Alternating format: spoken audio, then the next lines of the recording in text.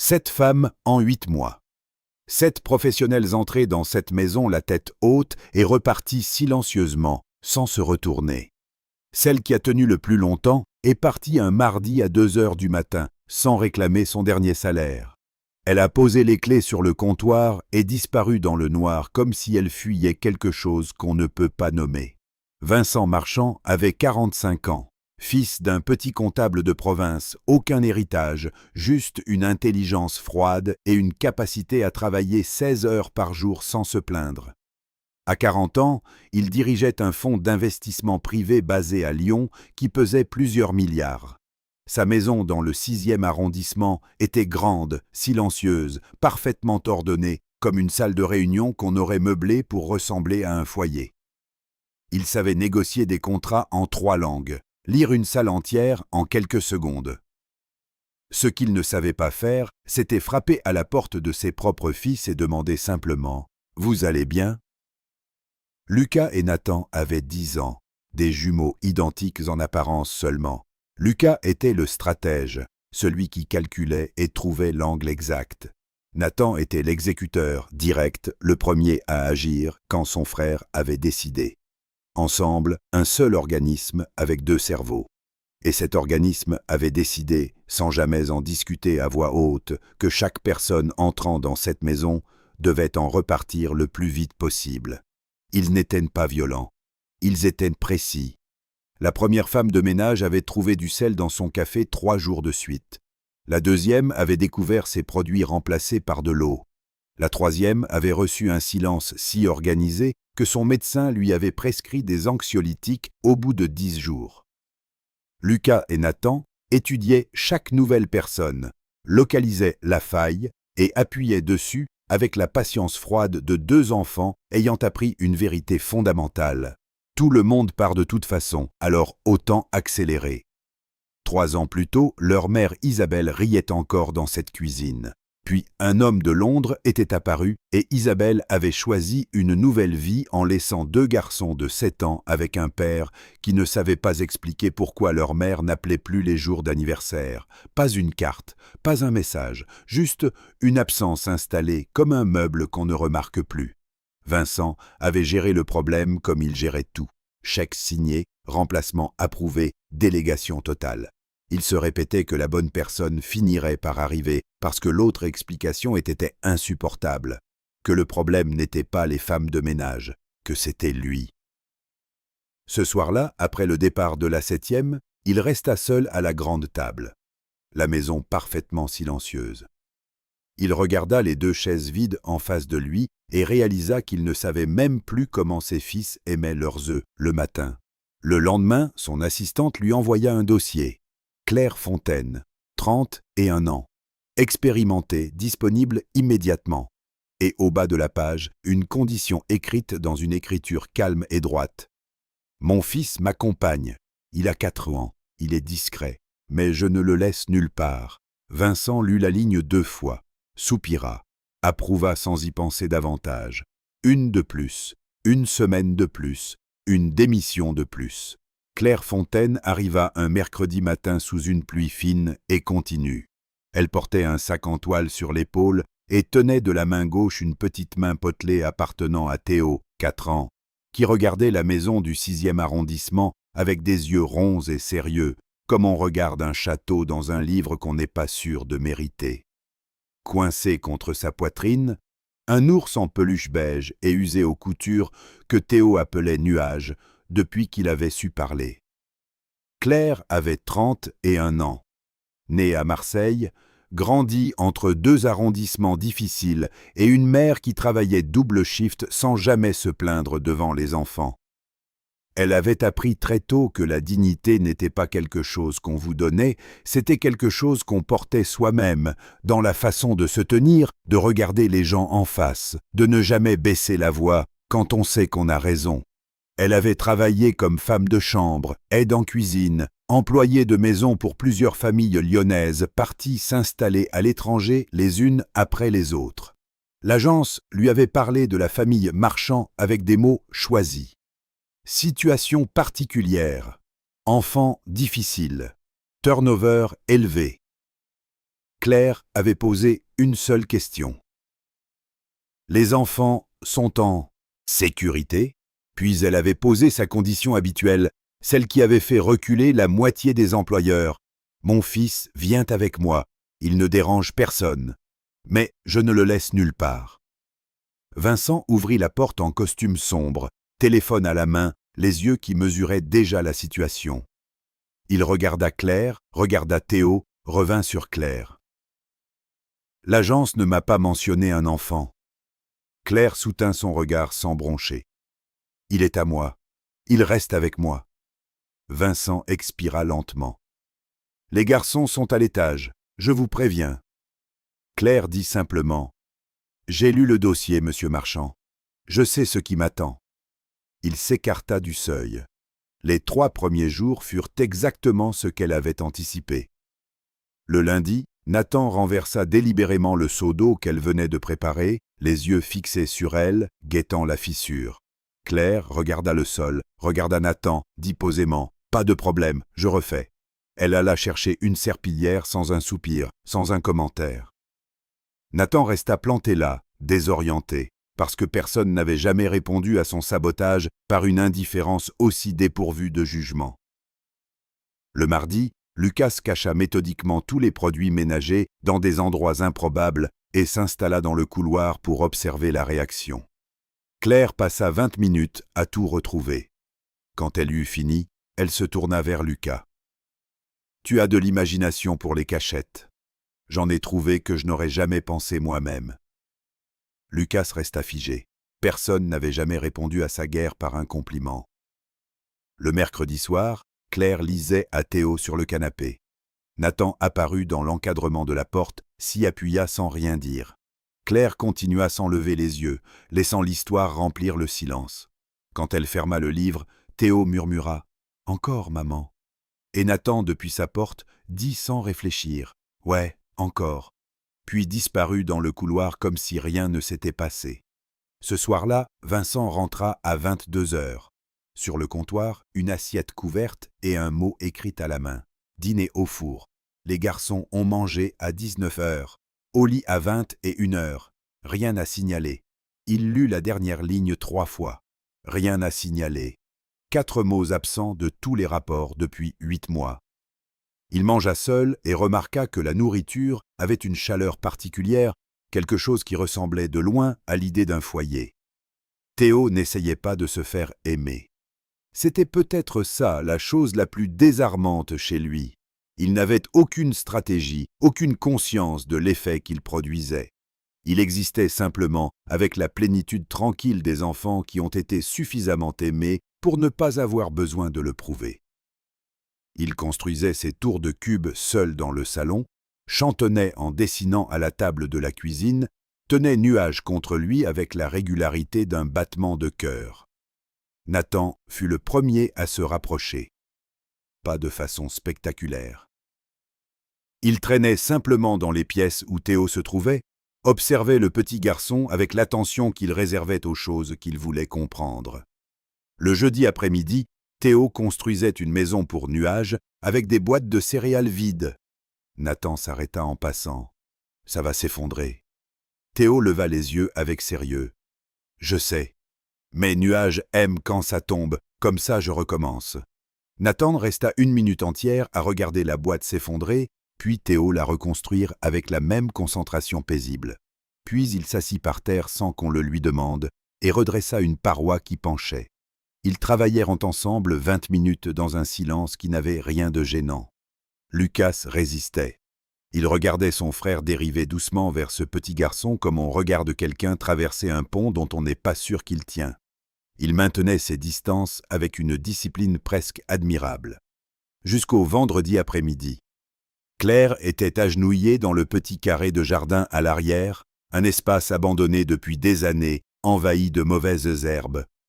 Théo creusait un trou avec une vieille cuillère en plastique, la langue sortie par l'effort, Nuage posé sur le rebord d'une jardinière. « Qu'est-ce que tu fais » demanda Nathan. « Une maison pour Nuage » répondit Théo. « Il a besoin d'un jardin. » Nathan s'accroupit. Les ours en peluche n'ont pas besoin de jardin. Théo s'arrêta, et considéra Nathan avec toute la gravité d'un enfant de 4 ans. Nuage, si. Il est différent. Claire, sans regarder Lucas immobile dans l'encadrement de la porte, prit une deuxième petite pelle dans le seau et la posa sur le rebord de la jardinière, sans un mot, sans un « regard dans sa direction ». Lucas fixa la pelle, fixa ses propres mains, descendit les 2 marches et commença à creuser sans dire un mot.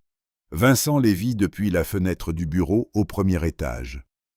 Il était rentré à 16 heures en se donnant une excuse qu'il ne croyait plus lui-même.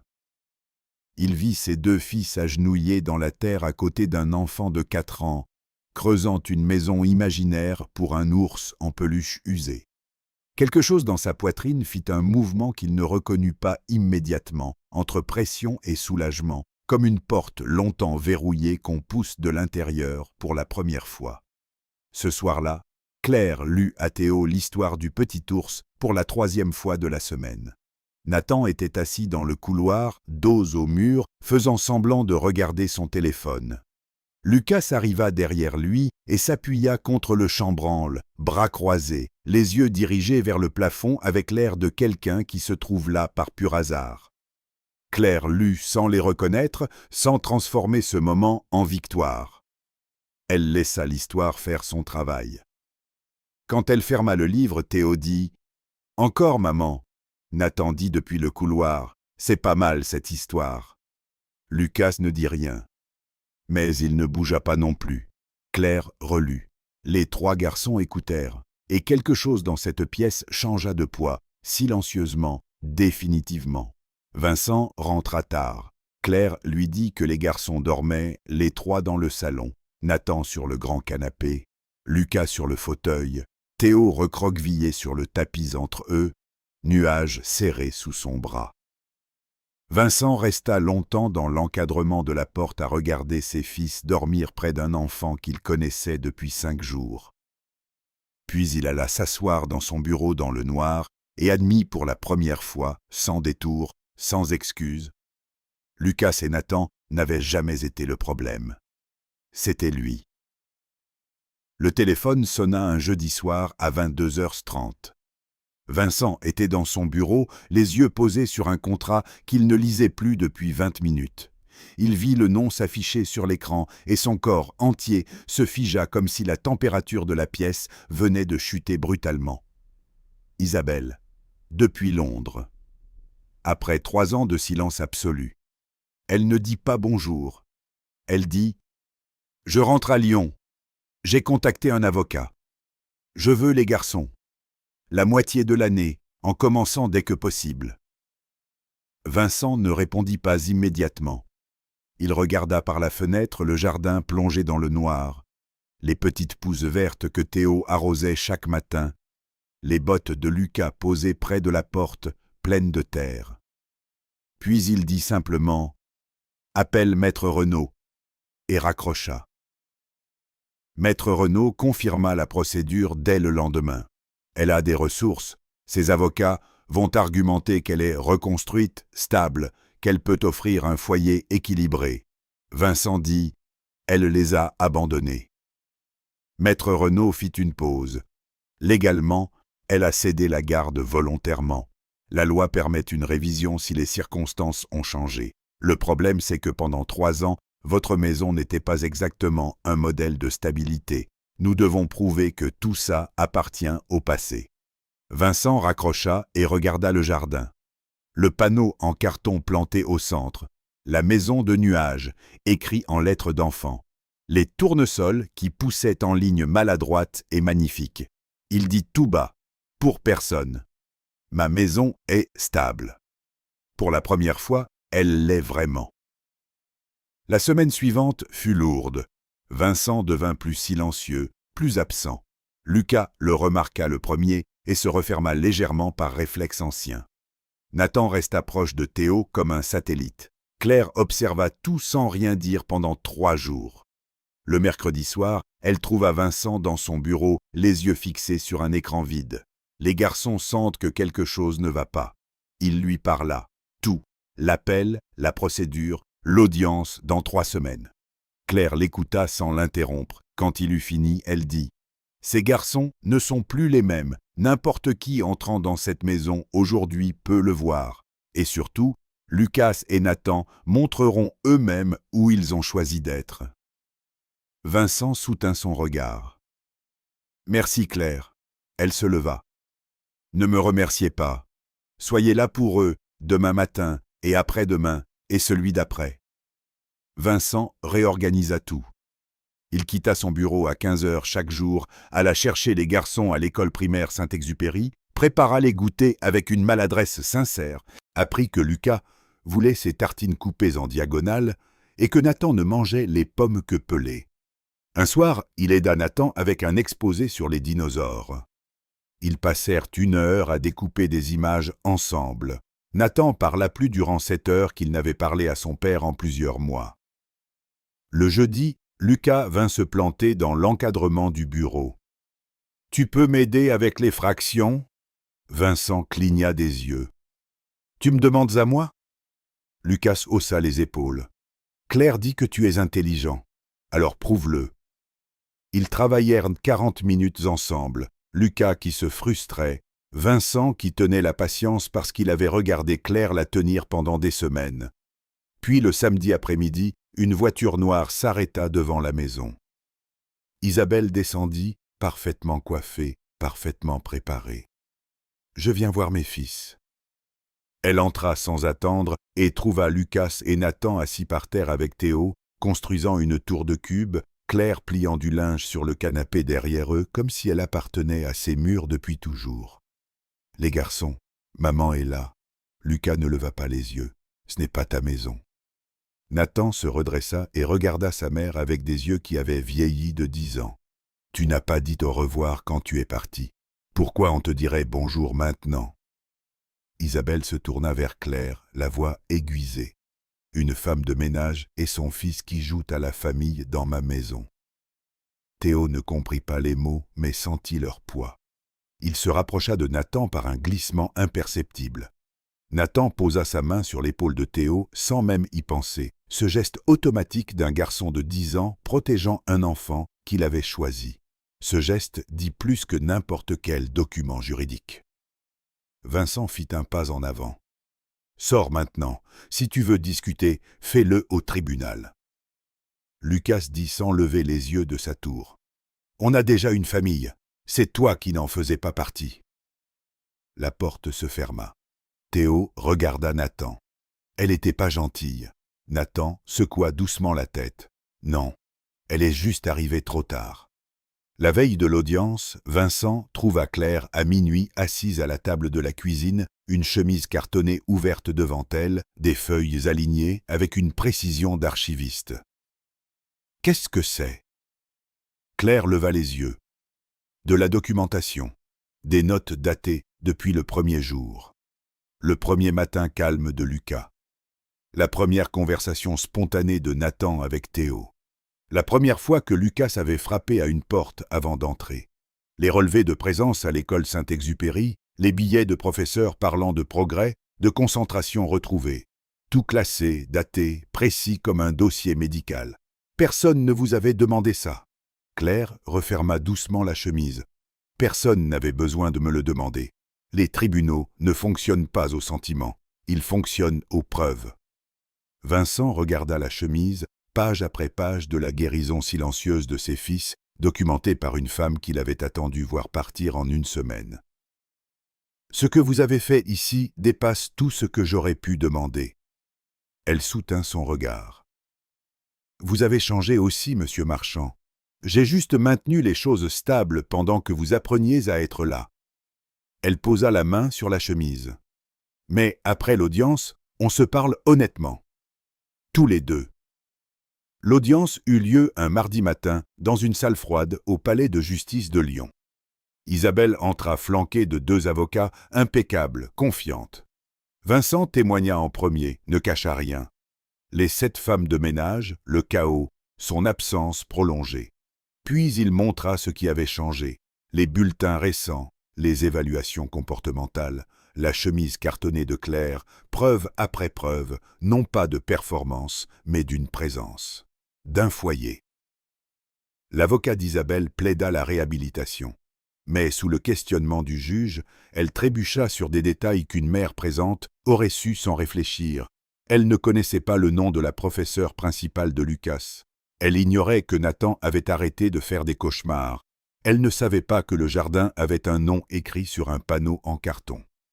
Claire fut appelée à la barre en dernier. Elle parla simplement, sans note. Elle décrivit la maison le premier jour, les tests méthodiques des garçons, leur façon de pousser les gens vers la sortie non par méchanceté, mais par terreur d'être abandonnés encore. Elle dit, les adultes essayaient de les gérer. Mon fils s'est juste assis à côté d'eux. Les enfants n'ont pas besoin d'être contrôlés. Ils ont besoin de compagnie. La salle resta silencieuse plusieurs secondes. Lucas parla au juge avec une maturité sèche. « Je n'en veux pas à ma mère, mais je ne la connais plus. Je connais qui prépare mon goûter, qui m'aide avec les fractions, qui est là quand je me réveille. C'est ça qui compte. » Nathan, plus nerveux. « Je ne veux pas recommencer de zéro. J'ai mis longtemps à me sentir bien ici. »« S'il vous plaît. » 4 jours plus tard, Maître Renaud appela. « La garde principale reste chez vous. » Isabelle obtient des visites surveillées. Vincent ferma les yeux, laissa l'air sortir lentement. Puis descendit l'escalier. Les garçons étaient dans le jardin avec Théo. Les tournesols penchés vers la lumière, le panneau. La maison de nuages toujours plantée au centre. « Vous restez, » dit Vincent. Les deux. « C'est votre maison. » Lucas se retourna brusquement. « Le juge a dit ?» Le juge a dit. Il traversa le jardin et serra son père dans ses bras avec une force qui fit reculer Vincent d'un demi-pas, le type d'étreinte qui démantèle 3 ans de mur en une seule seconde. Nathan arriva, puis Théo se glissa en dessous avec Nuage pressé entre eux 4. Ce soir-là, personne ne voulut être ailleurs. Ils mirent de la table comme c'était devenu naturel. Claire à un bout, Vincent à l'autre, 3 garçons serrés au milieu, coudes qui se cognent, voix qui se chevauchent. Théo regarda autour de la table et dit « On va dire merci ?» Claire joignit les mains. Les garçons suivirent. Vincent baissa la tête. Théo dit d'une voix petite et sérieuse « Merci pour la nourriture, merci pour cette maison, merci pour Lucas et Nathan, merci que Nuage a un jardin, et merci que personne n'a besoin de partir. » Plus tard, Vincent trouva Claire assise sur les marches de la terrasse. Le jardin sombre et calme, les tournesols devenus des silhouettes douces. Tout ce que j'ai dit avant l'audience est toujours là, Claire. Elle se tourna vers lui. Je me répétais chaque jour que c'était un travail, qu'il fallait rester professionnel. Elle marqua une pause. Mais te voir t'asseoir par terre avec eux, je n'arrivais plus à faire semblant. Il dit doucement. Alors n'en fais plus semblant. Elle soutint son regard. On le fait lentement. On le fait bien. Ces 3 garçons passent en premier. Toujours. Toujours, dit-il. De l'intérieur, la voix endormie de Lucas. Nathan me doit 10 €. La voix immédiate de Nathan. J'avais dit cette semaine, pas ce soir. Puis la voix ensommeillée de Théo absolument sérieuse. Moi, je veux 5 € aussi. Claire cacha son visage dans ses mains en riant. Vincent secoua lentement la tête, et là, sans paperasse, sans cérémonie, sans la permission de personne, 5 personnes et un ours en peluche usé devinrent quelque chose pour lequel le mot famille est à la fois insuffisant et parfaitement exact.